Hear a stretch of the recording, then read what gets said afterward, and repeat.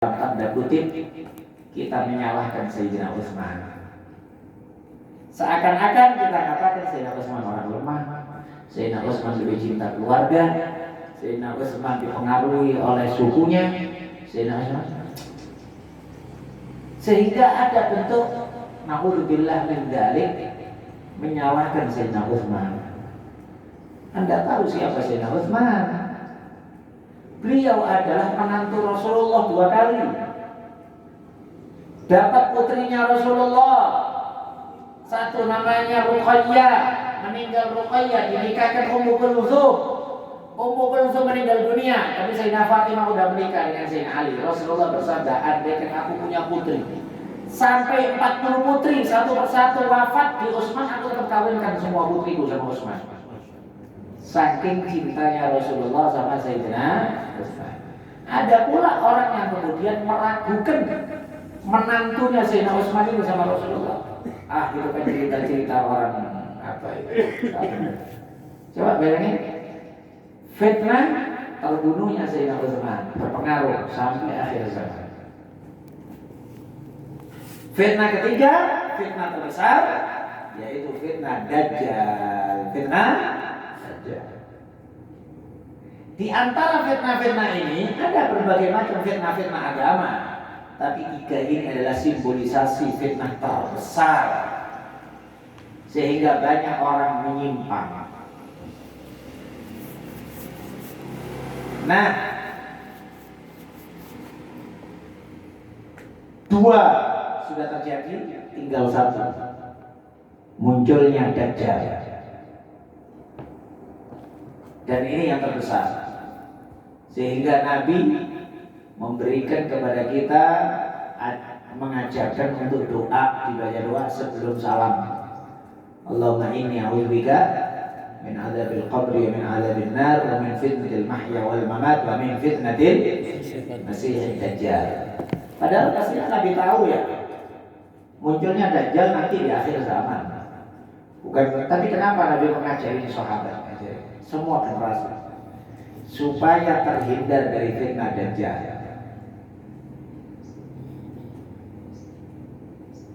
Bahkan ada hadis riwayat Imam Nasai yang menyebutkan bahwa barang siapa yang dalam hatinya ada keridhaan dengan terbunuhnya Utsman bin Affan, maka pasti dia terpengaruh dengan fitnah Dajjal, baik dia hidup atau mati. Berarti pengaruh wafatnya Sayyidina Utsman sangat besar pengaruhnya dengan hati-hati. Cemana udah mati kok masih terfitnah dengan Dajjal? Ya kita tidak tahu, bahkan disebutkan dalam banyak riwayat Dajjal itu diantara keajaiban yang dia bawa, dia hidup-hidupin orang mati. Dihidupin orang mati. Kau ngaku gak aku Tuhanmu? Apa enggak takutnya pula ini yang dihidupin ini pula kemudian ngaku pula naudzubillah min dzalik. Maka oleh sebab itu para ulama mengatakan semua fitnah di sepanjang zaman itu memiliki keterikatan dengan fitnah Dajjal. Sebagaimana sabda Rasulullah bahwa sebelum keluar Dajjal akan ada mukaddimah Dajjal. Sebagian riwayat memastikan 30 Dajjal sebelum Dajjalnya yang besar muncul. Pembahasan Dajjal, pembahasan fitnah akhir zaman penting untuk dibahas. Tapi terkadang kesalahan orang memastikan atau memprediksi. Apa hak memastikan atau memprediksi? Memprediksi itu kan berarti kan bentuk don, prasangka. Perkara ghaib kita nggak usah pakai prediksi ghaib mau diprediksi gimana sih pula? Ghaib mau diprediksi. Sama juga demikian. Nah, semisal buku yang bestseller bicara tentang masalah segitiga Bermuda. Segitiga Bermuda. Nanti di situ muncul Dajjal. Tahu dari mana kok? Segitiga muncul Dajjal dari situ. Kemungkinan juga segitiga bermuda itu cuma permainan Amerika. Wallahu a'lam, kita nggak ngerti. Katanya semuanya yang lewat situ lenyap. Coba sekarang diusulkan kepada semua negara. Kalau di situ semuanya lenyap, semua sampah buang ke situ, gitu. Semua sampah buang ke situ. Lenyap kan? Aneh-aneh orang pada mikir yang enggak ada. Tapi walhasil, terlepas dari urusan benar atau enggak cerita segitiga bermuda, apa haknya kita dan pengetahuan kita kemudian mengira-ngira Dajjal keluar di situ? Ada ya? Maka keluarnya Dajjal adalah fitnah besar. Nah, di antara cara untuk menghindar dari fitnah Dajjal, Nabi bersabda, disuruh oleh Nabi untuk menghafal 10 ayat pertama dari surat Kahfi dan 10 ayat terakhir surat Kahfi. Hafalkan 10 ayat pertama dari surat Kahfi, 10 ayat terakhir surat Kahfi. Nabi menyebut barang siapa yang hafal 10 ayat pertama surat Kahfi, 10 ayat terakhir surat Kahfi, usima minad Dajjal. Usima itu maksum. Usima dijaga min fitnah. Kalimat maksum itu kan berarti kan sudah level-level Nabi. Istilahnya, istilah maksum sama istilah mahfud itu beda. Kalau hafidhah itu dijaga betul. Tapi kalau maksum terjaga lebih istimewa. Sifatnya para aulia mahfud dijaga. Kalau satu orang nanya sama Sayyidina Imam Junaid al-Baghdadi, ayaznil wali, apakah seorang wali memungkinkan untuk zina? Seorang wali memungkinkan untuk zina. Beliau menundukkan kepala panjang, kemudian beliau mengatakan, mendongakkan kepalanya, wa kana amrullahi qadaran maqdura. Kalau udah urusannya Allah, maka takdir akan terjadi. Seorang wali masih bisa dicabut dari kewalian. Orang alim ulama masih bisa dicabut dari keulamaannya oleh Allah Subhanahu wa taala. Nauzubillah min dzalik. Anda pernah dengar cerita Barseso? Anda pernah dengar ceritanya Bal'am bin Ba'ura zaman Bani Israil? Kurangnya apa soleh dan alimnya itu orang? Ya kan? Dicabut. Tapi kalau Nabi, nggak ada Nabi dicabut. Nggak ada. Dicabut dari kenabian, nggak ada. Kenapa? Karena Nabi bersifat maksum, terjaga. Maka nggak ada orang mantan Nabi, nggak ada. Mantan Rasul, nggak ada. Nah, kesalahan apapun seorang Nabi, kalau beliau salah, tetap beliau itu Nabi Rasul. Meskipun diuji oleh Allah dengan ujian yang sangat berat. Nabi Yakub diuji oleh Allah pisah sama putranya yang dicintainya Nabi Yusuf berapa puluh tahun.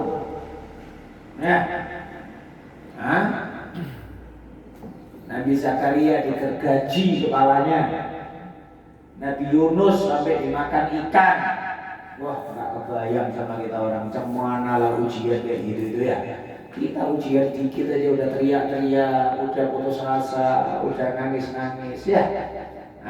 Kadang-kadang udah suudzon sama Allah, Allah nggak adil, Allah lupa aku, Allah macam-macam. Gimana ya? Dimakan ikan, dalam 3 kegelapan. Gelapnya perut ikan, gelapnya samudra, gelapnya malam hari. Tapi beliau karena Nabi Rasul ngerti cara. Beliau memperbanyak la ilaha illa anta subhanaka inni kuntu minal zalimin, la ilaha illa anta subhanaka inni kuntu minal zalimin. Sampai malaikat bingung, malaikat langit. Ya Allah, ini suara kami dengar entah dari mana ini ya Allah. Sautun ma'ruf.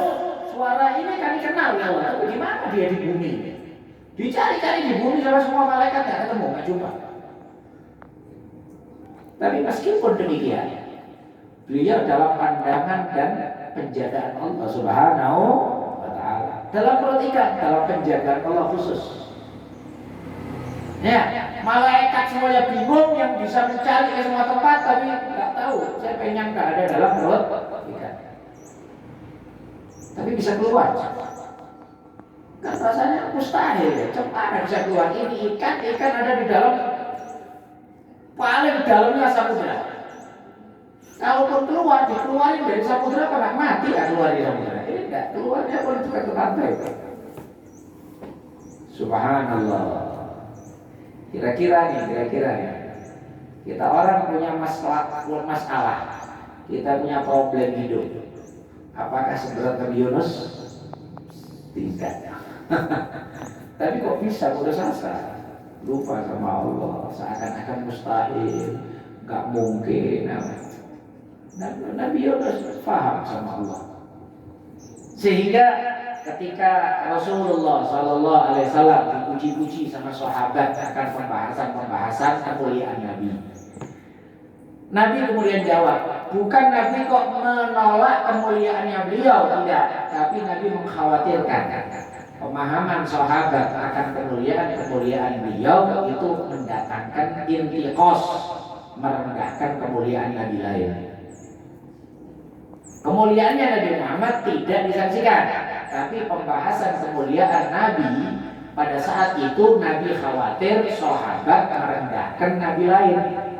Kemudian Nabi bersabda, la tufaddiluni ala Yunus bin Matta. Jangan kalian mulia-muliakan aku dibanding dengan Nabi Yunus bin Matta. Siapa Nabi Yunus bin Matta? Nabi yang dimakan ikan. Ya. Atau artinya jangan mulia-muliakan aku atau jangan lebih-lebihkan aku dibanding Nabi Yunus bin Matta, isyarat kepada kedekatan kepada Allah itu tidak tergantung kepada tempat. Nabi Yunus berada di bawah samudra, berapa ribu meter, berapa kilometer di bawah-bawahnya samudra. Dulu pernah kita orang nengok film orang yang masuk ke dasar samudra, gelapnya samudra. Tak kebayang sama kita orang berapa dalamnya. Nah, waktu lalu ada kapal tenggelam di Danau Toba. Nah, sampai dikatakan lebih dari berapa? 6.000 atau berapa? Gak kebayang sama kita berapa jauhnya. Kita orang dalam kolam saja udah 4 meter aja sudah, wah dalam kali benar gitu ya. Nah, ini gimana? Dalam lagi, gelap lagi. Ya Allah, nggak kebayang sama kita. Berapa kilometer bawahnya laut itu? Nah, nih Nabi Yunus berada di bawah, gelap. Rasulullah Sallallahu Alaihi Wasallam di atas arsy, melewati Sidratul Muntaha, melewati batasan-batasan hijab, sampai presidennya malaikat, pimpinan malaikat Jibril harus mundur, tak berani terus. Seakan-akan Nabi menyatakan, meskipun aku di atas arsy, meskipun aku melewati Sidratul Muntaha, jangan kemudian menganggap aku lebih dekat kepada Allah daripada Nabi Yunus ketika di bawah samudra. Karena kedekatan kepada Allah tidak dihitung, diukur dengan tempat. Kedekatan kepada Allah dengan hati. Maka di sini di antara pemahaman arti hadis Nabi, la tufaddiluni ala Yunus bin Matta. Maka ini tadi pentingnya untuk kita berhati-hati akan fitnah akhir zaman, fitnah Dajjal. Nah, tadi kita sebutkan barang siapa hadis Nabi, barang siapa yang hafal 10 ayat pertama surat Kahfi, 10 ayat terakhir surat Kahfi, usima minad Dajjal, dia dijaga oleh Allah. Usima, maksum. Kita sebut dari bahasa maksum. Gimana pentingnya untuk kita cuman 22 ayatnya bisa kita hafalkan. Bisa. Untuk menjelaskan surat Al-Kahfi akan panjang ceritanya, namun garis besarnya terjemah Quran ada sama kita, tafsir-tafsir yang ada terjemahannya ada sama kita. Kalau bisa punya waktu untuk mentelaah. Karena kenapa kok Nabi nyuruh kita baca surat Kahfi di malam Jumat, hari Jumat? Di antara kesunahan yang tidak bisa dipungkiri hari Jumat, malam Jumat adalah disuruh kita baca surat Kahfi dan memperbanyak sholawat. Ulama mengatakan ini adalah kesunahan terpenting dalam hari Jumat dan malam Jumat. Baca surat Kahfi dan memperbanyak sholawat. Udah? Kenapa kok disuruh di hari Jumat? Karena untuk mengingatkan hari Jumat itu terjadinya hari kiamat. Hari Jumat itu hari terjadinya hari. Kemudian yang kedua, rahmatnya Nabi kepada umatnya diingatkan untuk tadabbur surat Al-Kahfi, karena Nabi ingin semua umatnya selamat dari fitnah Dajjal. Sampai Nabi menyatakan, kalau Dajjal keluar, aku ada di antara kalian, fa'ana hajiji, maka aku yang akan melawan Dajjal sendiri. Aku tahan Dajjal dari kalian. Tapi kalau aku sudah meninggal dunia, maka kullu mri'in hajiju nafsi. Setiap orang itu menjaga dirinya masing-masing. Nah, Nabi kepingin kita ini selamat. Nabi kepingin kita selamat. Nabi sedih kalau ada umatnya satu murtad saja, Nabi sedih. Jangankan umatnya murtad, orang Yahudi mati kafir saja Nabi nangis. Nabi menyatakan, nafsun tafallaqat anni fa hiya ilan nar. Satu jiwa lepas dari aku, dia masuk api neraka. Nabi sedih. Gimana kalau umatnya kemudian terbawa sama Dajjal? Tapi ketentuan Allah Subhanahu wa taala harus terjadi. Wa kana amrullahi qadaran maqdura. Nah, Nabi memberikan saran-saran, memberikan resep-resep untuk terjaga dari fitnah Dajjal. Di antaranya baca surat Al-Kahfi. Maka mudah-mudahan insyaallah kita memiliki waktu untuk bisa baca surat Kahfi, bisa merenungi arti-artinya, dan gimana di dalam surat Kahfi ini banyak mengingatkan akan fitnah-fitnah akhir zaman yang terjadi, dan dibuat oleh Allah Subhanahu wa taala percontohan dari kejadian-kejadian sebelumnya supaya kita merenung. Contoh, ayat pertama surat Kahfi itu adalah Bismillahirrahmanirrahim. Alhamdulillahilladzi anzala ala abdihil kitaba wa lam yaj'al lahu 'iwajan qayyiman liyudhira ba'sa min ladun. Ayat pertama alhamdulillah, isyarat gimana pentingnya di akhir zaman banyak muji kepada Allah. Jangan banyak ngeluh, jangan banyak depresi, jangan banyak stres. Alhamdulillah. Kemudian alladzi anzala ala abdihi, ingatkan kepada Nabi ala abd. Kemudian berikutnya yang ketiga al-kitaba, ingatkan kepada kitab, kepada Quran. Penjelasan-penjelasan Al-Quran jangan dibuang, jangan diabaikan. Percayalah sama Al-Quran. Ketika banyak orang di akhir zaman lebih percaya sama konsep-konsep ilmuwan, teori-teori ilmuwan, tapi Al-Quran diabaikan. Hati-hati akhir zaman. Kemudian dari cerita-cerita, garis besarnya saja saya sebutkan, nanti diluaskan sendiri dengan kita membaca Al-Quran. Dalam surat Kahfi ada cerita Ashabul Kahfi. Ini juga mengingatkan akan fitnah agama. Di akhir zaman akan ada fitnah agama berat, sehingga pemerintah musuhin agama.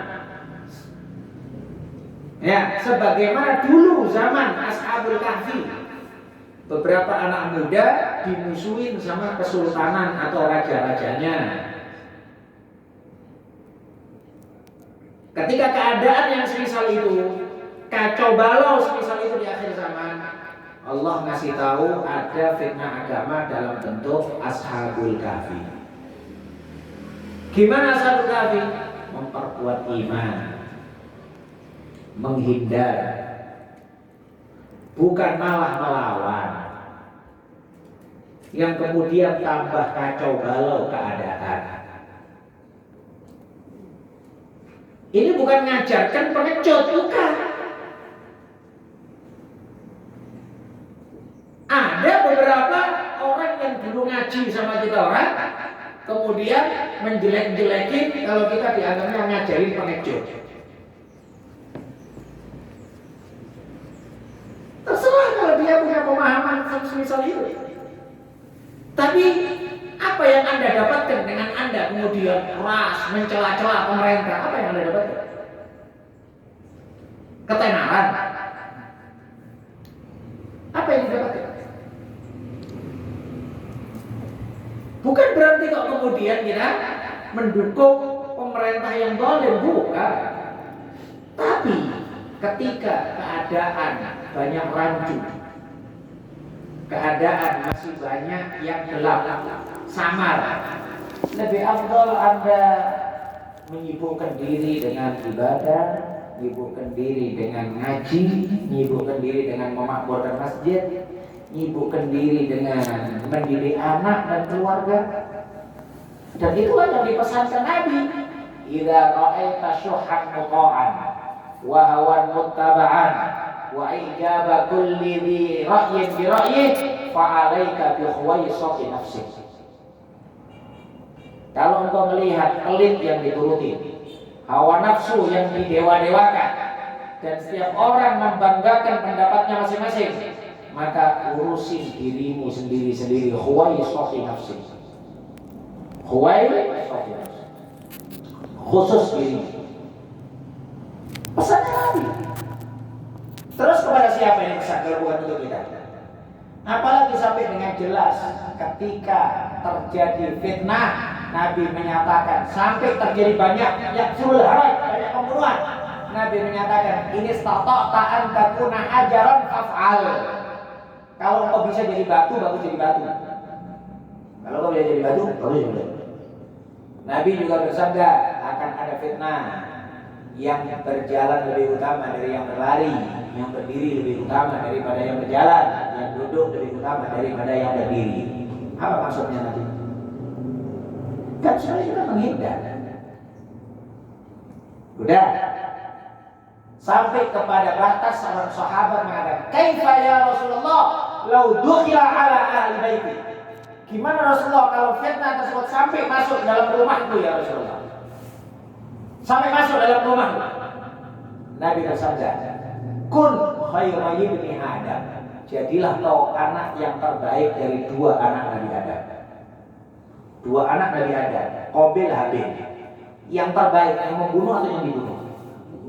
Yang terbunuh. Apakah Nabi ngajarin untuk kita pengecut? Apakah Nabi ngajarin kita untuk penakut? Apakah Nabi ngajarin kita untuk kita nggak melawan? Bukan.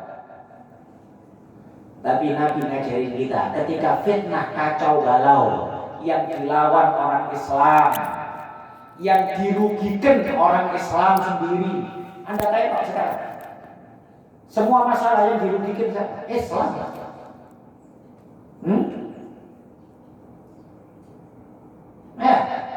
Amerika membuka kedoknya Cina, orang Muslim Uighur.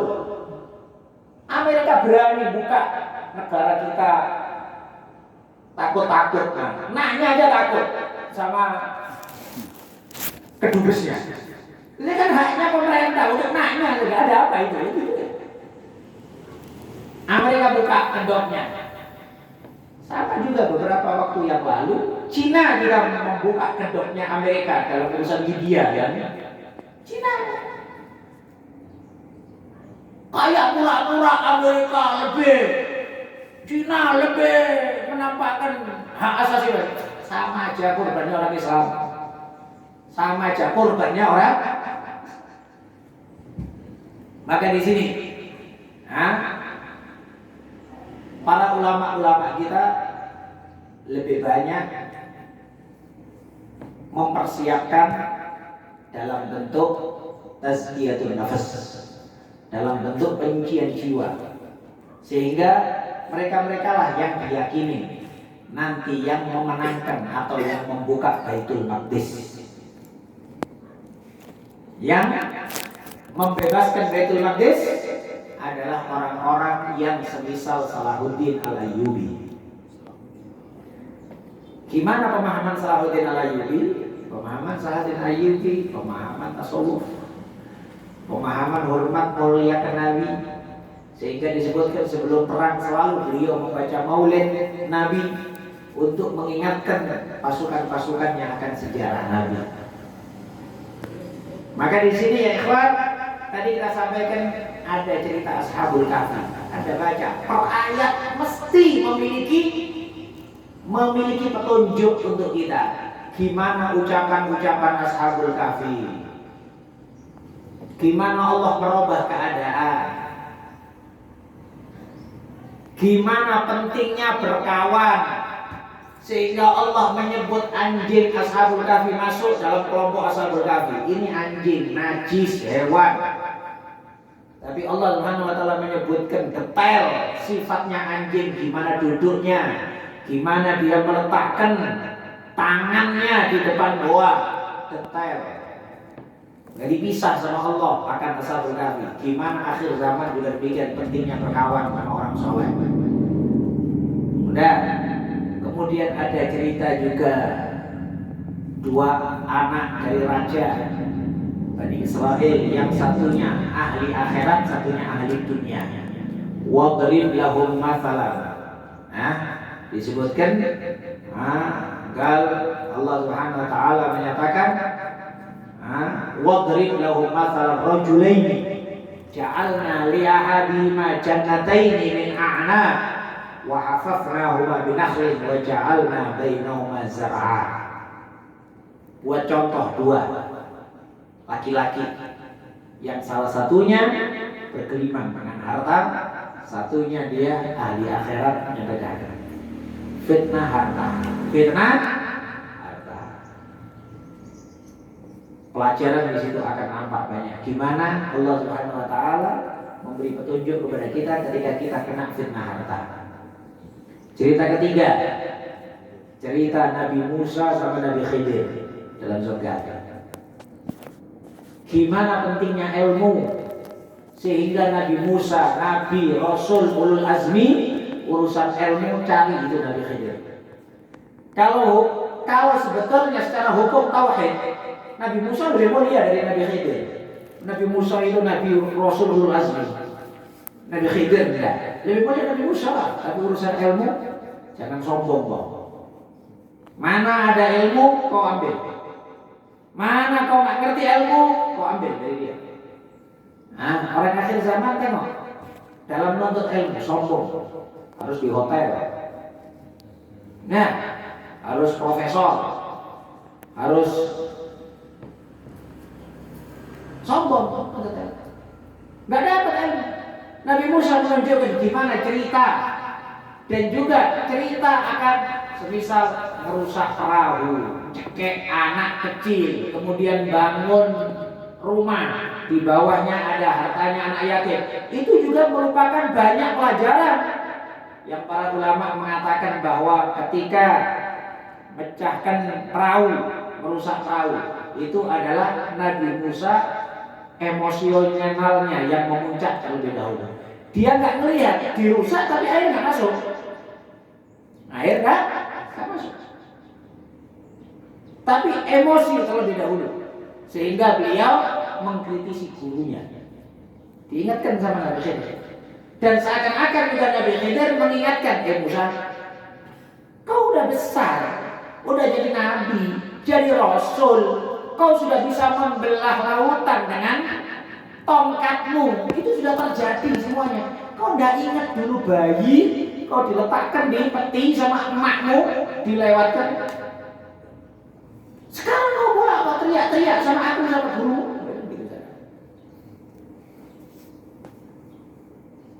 Protes. Tidak ingat akan dulu waktu bayi. Bunuh juga demikian, bunuh anak kecil. Ini kalau disebutkan ilmu mustaqbal, ilmu masa depan. Karena Nabi Khidir diberitahu oleh Allah Subhanahu wa taala dari wahyu kalau ini anak nanti akan besar dan menjadi penyebab murtadnya kedua orang tuanya. Daripada orang tuanya murtad, bagus membunuh sekarang. Inilah satu-satunya nabi yang bunuh anaknya. Gak ada nabi yang bunuh anaknya, cuma Nabi Khidir. Tapi dengan wahyu mestinya begitu kan ya. Dan ini juga ilmu mustaqbal, ilmu masa depan. Nabi Musa komplain, tapi seakan-akan Nabi Khidir juga mengingatkan, kau dulu kan juga pernah bunuh orang di Mesir. Kau dulu kan juga bunuh orang di Mesir. Nah, kemudian kejadian berikutnya tentang anak yatim. Nah, hartanya anak yatim. Nah, Nabi Khidir dalam keadaan lapar, minta makan sama orang kampung, gak dikasih, orang kampung pelit semuanya. Padahal adat Arab namanya tamu harus dijamu. Adat Arab semuanya. Minta itu bukan kalau seorang tamu di perjalanan minta bukan sesuatu yang bukan sesuatu yang celah. Ya, Nabi waktu hijrah sama Sayyidina Abu Bakar minta susu sama orang perempuan Ummi Mahbad ceritanya. Ya, biasa karena kafilah atau perjalanan. Orang dalam perjalanan kalau keadaan lapar biasa. Dalam keadaan lapar minta orang kampung pelit semuanya. Nabi Khidir kok bingung untuk bangun rumah, tidak ada gaji, tidak dibayar, tidak dikasih apa-apa. Komplain Nabi Musa, apa ini? Itu juga kalau disebutkan ini juga ilmu untuk menghormati jasa orang dulu. Karena Nabi Khidir mengatakan wa kana abuhuma sholihan. Bapaknya dua anak yatim ini orang soleh, menghormati jasa bapak. Bahkan dalam tafsir Baydawi disebutkan yang dimaksud bapaknya adalah kakeknya ke-30. Kakek 30 dihormati, ini cucunya nih yang ke-30 nih. Ini ilmu menghormati jasa. Sama juga untuk pentingnya akhir zaman. Orang akhir zaman nggak menghormati jasa. Sahabat dikritik, Imam Syafi'i dikritik, ulama-ulama dulu dikritik, dan menghormati jasa orang sekarang. Nah, ilmu ini juga Nabi Khidir mengingatkan sama Nabi Musa. Tidak harus semuanya itu ada upah. Lah kau dulu dalam keadaan lapar, dalam keadaan terusir dari Mesir, kau membantu dua putrinya Nabi Syuaib. Dua putri Nabi Syuaib tanpa upah, tapi kemudian diberi oleh Allah Subhanahu wa taala, dibukakan rezeki oleh Allah sampai menikahi putrinya Nabi Syuaib. Walhasil cerita ini penuh dengan hikmah. Cerita Quran penuh dengan hikmah, bukan hanya sekedar lewat gitu aja. Kemudian cerita yang keempat adalah cerita Raja Dzulqarnain. Cerita Raja Dzulqarnain. Maka penuh dengan hikmah-hikmah dalam cerita ini. Mudah-mudahan kita semuanya diberkati oleh Allah Subhanahu wa taala, kita semuanya diberi oleh Allah Subhanahu wa taala kemampuan untuk bisa menggali dan juga menimba hikmah-hikmah dalam Al-Quran, sehingga hari-hari kita penuh dengan cahaya Al-Quran, barokah Al-Quran dan ahli Al-Quran. Amin ya rabbal alamin. Al-Fatihah. Bismillahirrahmanirrahim. Ar-Rahmanirrahim.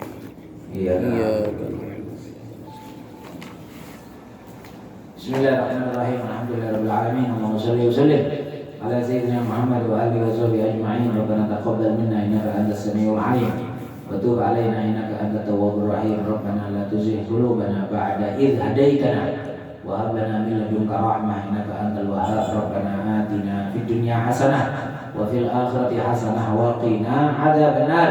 Wa sallallahu wasallam ala sayyidina Muhammad wa alihi wasallam walhamdulillahi rabbil alamin.